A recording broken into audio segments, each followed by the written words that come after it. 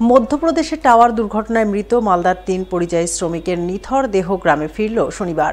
ঘটনায় শোকের ছায়া নেমে এলো ইংরেজবাজার ব্লকের অমৃতি এবং ফুলবাড়িয়া গ্রাম পঞ্চায়েত এলাকায়। ঘটনায় মৃত শ্রমিকদের পরিবারবর্গের হাতে রাজ্য সরকারের তরফে ২ লক্ষ টাকার সরকারি অনুদান তুলে দিলেন জেলা প্রশাসনিক আধিকারিকরা। উল্লেখ্য, গত দিন ১৫ আগেই মালদার ইংরেজবাজার ব্লকের অমৃতি গ্রাম পঞ্চায়েতের বানিয়া গ্রাম এবং লালাপুর গ্রাম থেকে আজমির মমিন এবং সিন্টু মমিন নামে ২ পরিযায়ী শ্রমিক টাওয়ারের কাজে ভিন রাজ্যে মধ্যপ্রদেশে পাড়ি দিয়েছিলেন। তাদের সঙ্গে গিয়েছিলেন ইংরেজবাজারের ফুলবাড়ি গ্রাম পঞ্চায়েতের নঘরিয়া গ্রামের আরও এক পরিযায়ী শ্রমিক, তার নাম মোবারক নাদাব। তারা ৩ জনই গত বৃহস্পতিবার মধ্যপ্রদেশে কাজ করার সময় টাওয়ার ভেঙে ঘটনাস্থলেই মারা যান। এরপর শনিবার তাদের কফিনবন্দি নিথর দেহ গ্রামে এসে পৌঁছয়। তাদের শেষ দেখা দেখতে অসংখ্য মানুষের ভিড় উপচে পড়ে। পরিবারবর্গ কান্নায় ভেঙে পড়েন।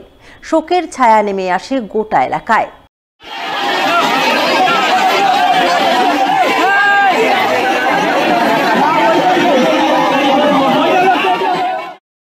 এই খবর পেয়ে শনিবার মৃতদেহ গ্রামে পৌঁছানোর আগেই জেলা প্রশাসনিক আধিকারিকরা গ্রামে ছুটে যান। সদর মহকুমা শাসক পঙ্কজ তামাং সহ ইংরেজবাজারের বিডিও এবং পঞ্চায়েত সমিতির সভাপতি মৃত শ্রমিকদের অসহায় পরিবারবর্গের পাশে দাঁড়ান। অসহায় পরিবারবর্গের প্রতি সমবেদনা জ্ঞাপন করেন স্থানীয় জেলা পরিষদ সদস্য জুয়েল রহমান সিদ্দিকী। তিনি সহ অন্যান্য প্রশাসনিক আধিকারিকরা মিলে মৃত ৩ পরিযায়ী শ্রমিকের হাতে রাজ্য সরকারের তরফে ২ লক্ষ টাকার অনুদানের চেক তুলে দেন এবং আগামীতেও তাদের পাশে থাকার বার্তা দেন। ১৬ দিন আগে মধ্যপ্রদেশে ওনারা কাজ করতে গিয়েছিলেন এবং টাওয়ার ভেঙে ঘটনাস্থলে মারা যায়। আজ তার বডি আছে। গত বৃহস্পতিবার থেকেই আমরা এই পরিবারের সাথে আমরা সব সময় সবভাবে সহযোগিতায় আমরা আছি এবং আমাদের রাজ্য সরকারের যেটা আর্থিক সাহায্য রয়েছে আজকে আমরা হাতে তুলে দিয়েছি। আমরা আজকে আমাদের এসডিও সাহেব এসেছিলেন, বিডিও সাহেব ছিলেন। আগামী দিন আমাদের কিভাবে পরিবারটা চলবে এবং আর্থিক সাহায্যে আমরা সবসময় পাশে আছি। মালদার মালতীপুরে অজ্ঞাত পরিচয় মহিলার আধপোড়া মৃতদেহ উদ্ধার কাণ্ডে সামনে এলো মৃতার নাম পরিচয়। পুলিশের তদন্তে জানা গেল মৃতার বাপের বাড়ি চাঁচল ১ নম্বর ব্লকে।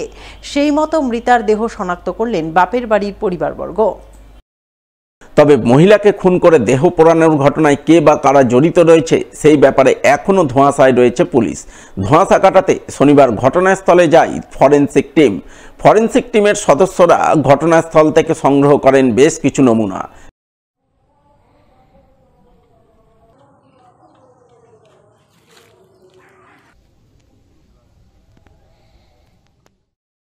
উল্লেখ্য, শুক্রবার ৭ সকালে মালদার চাঁচল ২ নম্বর ব্লকের মালতীপুরে বিডিও অফিসের পেছনে আমবাগানের মধ্যে এক মহিলার আধপোড়া মৃতদেহ উদ্ধার হয়। স্থানীয়রা অভিযোগ করেন মহিলাকে বাইরে কোথাও কিংবা ঘটনাস্থলেই খুন করে প্রমাণ লোপাটের জন্য দুষ্কৃতীরা খড়ের আগুন জ্বেলে দেহ পুড়িয়ে দিয়েছে।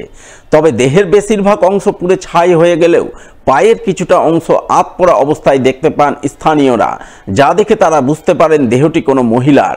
তাকে কেউ বা কারা খুন করেছে, খুনের আগে ধর্ষণের ঘটনা ঘটেছে কিনা সেই ব্যাপারে কিছু জানা যায়নি। তবে গোটা ঘটনা খতিয়ে দেখতে পুলিশ তদন্ত শুরু করে।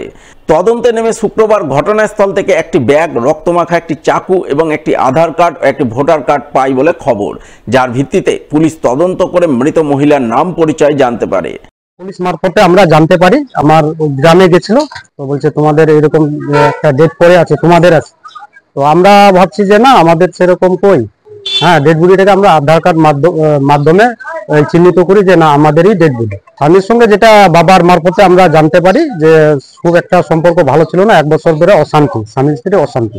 ওর কাছ থেকে ভোটার আধার কার্ড পাওয়া গেছে, একটা লাল ব্যাগ পাওয়া গেছে। ওর বাবা বলছে গত রবিবারে এসেছিল, কিছুদিন ছিল, বৃহস্পতিবার সন্ধ্যায় বেরিয়ে যায়, বাড়ি যাওয়ার উদ্দেশ্যে মানে বেরিয়ে যায় আর কি।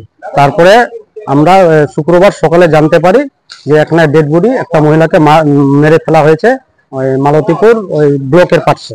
আমরা এটা ভাবতে পারছি না, তবে এটা মেরে ফেলা হয়েছে, এটা নিশ্চিত।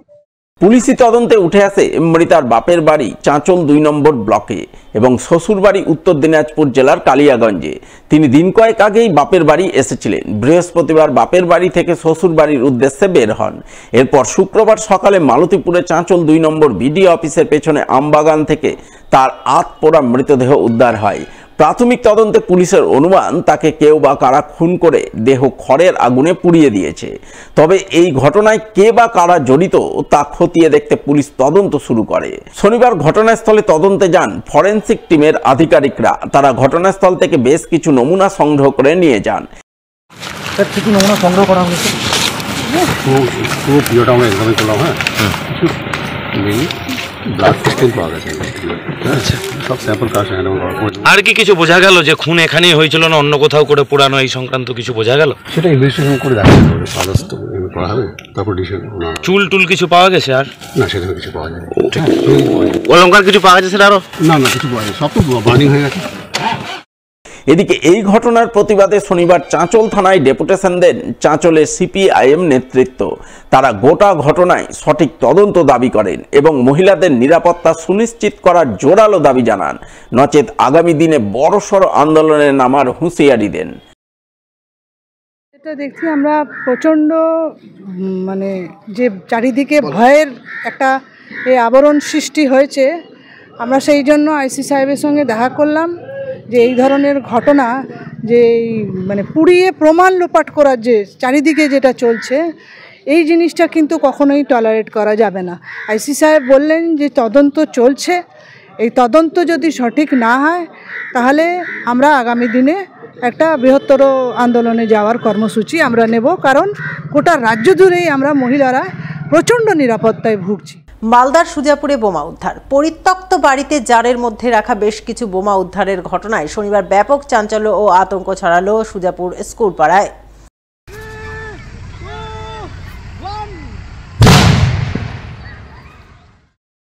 জানা গেছে এদিন সকালের দিকে সুজাপুর স্কুল পাড়ার এক পরিত্যক্ত বাড়িতে বস্তার মধ্যে একটি জার লক্ষ্য করেন স্থানীয়রা। এরপর তারা জারের ভিতর উঁকি মারতেই দেখেন তাতে বোমা জাতীয় কিছু রাখা আছে। তাই স্থানীয়রা সঙ্গে সঙ্গে খবর দেন কালিয়াচক থানায়। খবর পেয়ে পুলিশ ঘটনাস্থলে পৌঁছায়। প্রথমে পুলিশ লাল ফিতে দিয়ে ঘটনাস্থল কর্ডন করে। এরপর খবর দেয় সিআইডি বম ডিসপোজাল স্কোয়াডকে। প্রাথমিক তদন্তে পুলিশের অনুমান জারের ভিতর বোমা রাখা আছে। কেউ বা কারা কোনো অসৎ উদ্দেশ্য নিয়ে বোমাগুলি মজুত করেছে। তাই এই ঘটনার পেছনে কে বা কারা জড়িত রয়েছে তা খতিয়ে দেখতে পুলিশ তদন্ত শুরু করে। এদিকে সুজাপুর স্কুল পাড়ায় পরিত্যক্ত বাড়িতে বোমা উদ্ধারের খবর পেয়ে সিআইডি বম ডিসপোজাল স্কোয়াড ঘটনাস্থলে পৌঁছায়। স্কোয়াডের আধিকারিকরা জারের মধ্যে থেকে মোট 10টি বোমা উদ্ধার করেন, যার মধ্যে 9টি সুতলি বোমা এবং 1টি কৌটা বোমা। উদ্ধার বোমাগুলি বম ডিসপোজাল স্কোয়াডের আধিকারিকরা কুসাবাড়ি ডাঙ্গা এলাকার এক নির্জন মাঠে নিয়ে গিয়ে বিস্ফোরণ ঘটিয়ে নিষ্ক্রিয় করেন বলে খবর।